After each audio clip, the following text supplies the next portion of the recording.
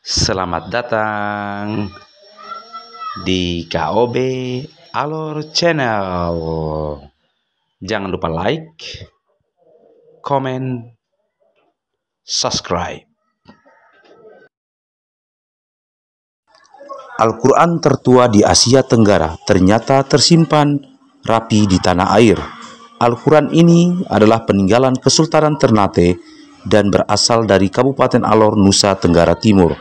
Al-Quran ini dibawa ke Alor Besar pada tahun 1519 Masehi oleh Yang Gogo yang merantau bersama 4 saudaranya dengan misi menyebarkan Islam hingga ke Alor. Kitab suci ini dibawa pada masa Kesultanan Bangudua V dengan menggunakan perahu layar yang menurut riwayat bernama Tumanina yang berarti singgah sebentar.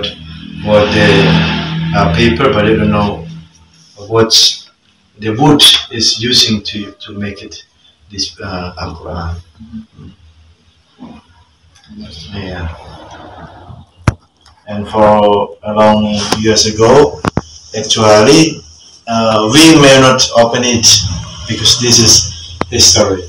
Sebenarnya tidak boleh buka apa ya? Tidak boleh buat right now. They may give another people to open it, may change to open it, and until right now we can hear to see real right now. Datang karena sudah banyak ingin open. Ya, bilang boleh buka. Bismillah. Bismillah. You can open it. You can stop recording. Al-Quran ini datang ada 5 orang bersaudara yang bawa Al-Quran ke sini. Sultan Yang Gogo, Ilyas Gogo, Jogogo, Gogo, Kimasi Gogo. Mereka 5 orang ini sejarahnya tuh mereka dari Ternate, Maluku Utara. Dan mereka bawa Al-Quran masuk di sini tahun 1500-an. Itu masuknya Al-Quran di sini. Kalau dengan dia punya tahun buatnya ini, nanti saya akan ceritakan. Mereka 5 orang bersaudara itu datang di sini bertemu raja di salah satu tempat. Mereka singgah dulu di salah satu tempat, mungkin ada di sejarah singkat situ.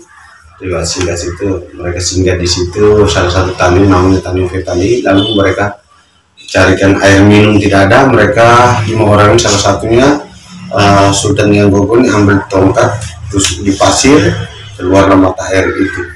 Sekarang mata air itu dikatakan mata air Banda. Dulu kan orang tidak tahu Ternate. Kebanyakan itu orang bilang dari Banda.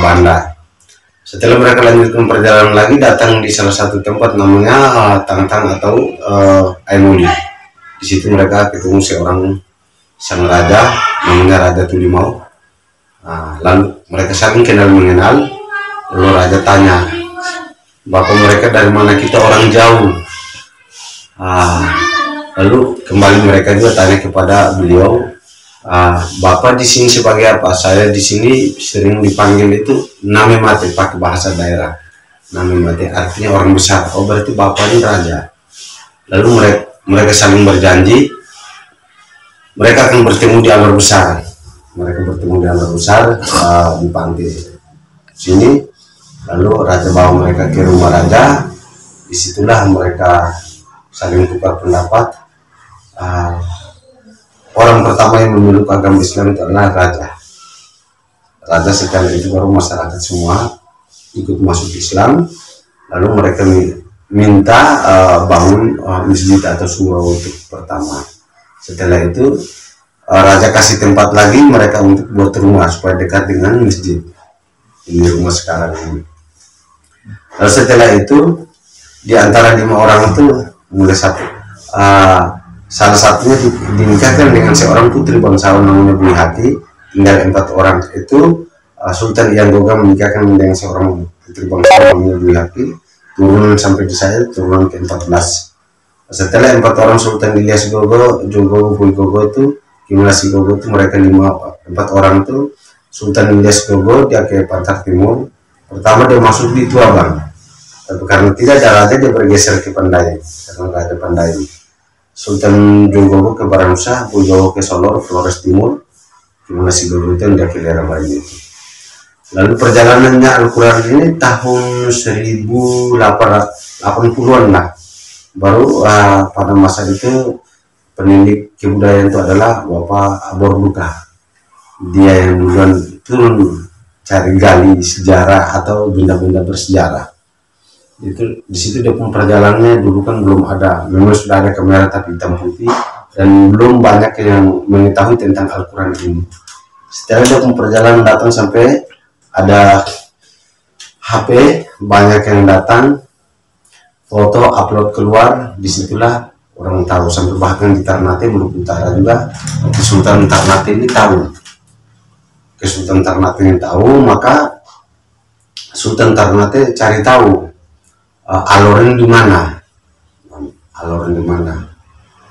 Setelah cari tahu ini, kita punya adik satu nama Kaltim, Nur Kaltim Afro. Ya. Dia akan di sana, dia di sana, lalu dipanggil ke keraton, tanya dia bilang kalau Al-Quran tua itu saya hubungi keluarga dengan mereka. Kalau dari Alor, dari Ternate ke Alor itu perjalanan dari mana ke mana? Oh, kita bisa dari Ternate Makassar, Kupang Alor. Waktu itu mereka hubungi Gubernur NTT, tapi karena mungkin ada urusan tidak informasi balik, maka Sultan perintahkan wakil wali kota, wakil Sultan, Imam Besar Masjid Sultan Ternate, sekretarisnya Sultan dengan ajudannya wakil wali kota. Mereka datang itu waktu mereka datang tahun 2010 datang.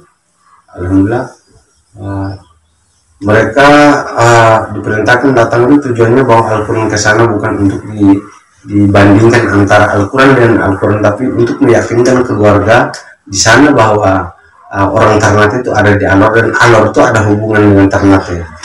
Bukan mau pergi karena bukan pergi dipamerkan di sana, tidak. Itu banyak yang punya pikiran itu seperti itu, tapi selama saya di sana, saya ikut ke sana, saya tidak pernah lihat Al-Quran itu dipamerkan. Lalu saya tanya Sultan dan orang-orang di sana, saya bilang, apakah Al-Quran ini, saya ini di Alor sering ada pengunjung datang, mereka tanya tentang Al-Quran, saya ceritakan asal-muasalnya dari Ternate, apa Al-Quran dibuat di Ternate. Kalau membuat di Ternate tahun berapa, kayu apa dijadikan kertas, tinta apa yang mereka pakai tulis, dan siapa. Mereka bilang kalau kamu punya tete moyang itu ada, masih ada, kita bisa tanya mereka. Tapi Al-Quran ini yang pertama sekali dipakai di Ternate. Jauh sebelum itu Al-Quran itu sudah ada di sana, Al-Quran ini. Setelah datang sampai masa Sultan Babula, penjajahan Portugis, Belanda masuk karena hasil rempah-rempah, maka mereka 5 orang masih bertahan untuk menyelamatkan wilayah Maluku dengan masyarakat semua. Mereka kerja keras untuk pertahankan mereka punya daerah. Begitu aman baru mereka keluar dari Ternate. Keluar dari Ternate masuk sini tahun 1500-an itu.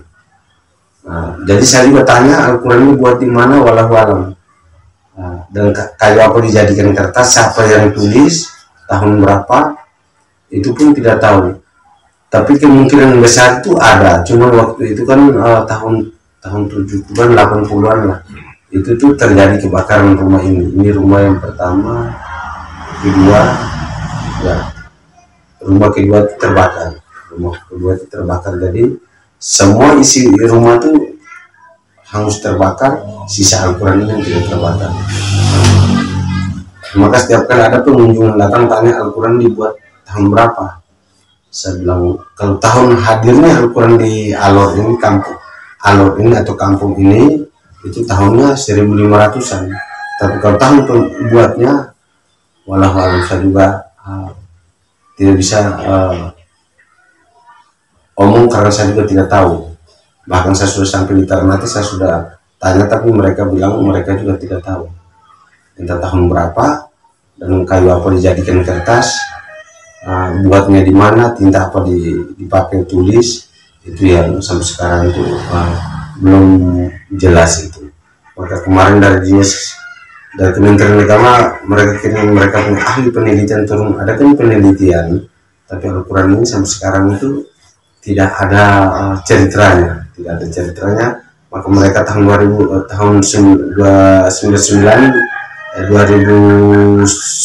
kemarin mereka terbitkan buku Mushaf Kuno Nusantara. Cuman saya lihat Al-Quran ini tidak tercatat tidak dimuat dalam buku itu. Saya bilang, kenapa Pak Al-Quran tidak dimuat dalam buku? Ya karena tahun buatnya sampai sekarang kita belum ketahui kayu apa dijadikan kertas, maka kita tidak muat dalam buku ini.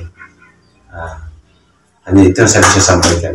Terima kasih. Assalamualaikum warahmatullahi wabarakatuh. Waalaikumsalam warahmatullahi wabarakatuh.